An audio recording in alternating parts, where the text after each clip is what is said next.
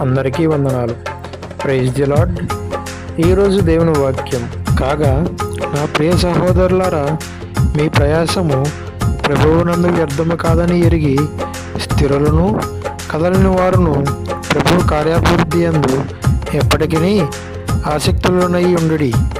మొదటి కొరింథీయులకు రాసిన పత్రిక 15వ అధ్యాయం 58వ వచనం.